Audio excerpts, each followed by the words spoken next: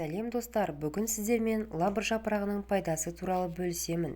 Каналға жазылып, қолдау білдіріп кетіңіз. Лабыр жапырағынан дәрі-дәрмек жасалады, емдік қасиеті мол. Оны халықаралық емшілігінде де қолданады. Солардың кейбіреулеріне тоқталып кетейік. Суық тиіп, қатты жөтел қысқанда лабыр жапырағының 2 данасын алып, 1 стакан суға салып, үстінен 1 ас қасық ас содасын салып 15 минут қайнатады. Қайнаған соң 1 ас қасық бал қосып жылыдай ішеді. Ішер кезде лабыр жапырағын алып тастайды. Міндетті түрде жылыдай ішу керек. Бұдан жөтел тоқтап, қақырық шыға бастайды.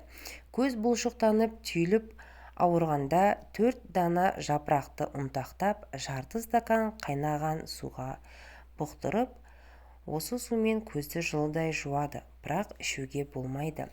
Адам ағзасынан артық тұзды шығару үшін лабыр жапырағының 5 талын алып, жарты литр суға 10 минут ақырын қайнатыңыз. Жылыдай сығылған соң осы суға 1 ас қасық бал, кішігірім лимон шырынын қосып ішіңіз.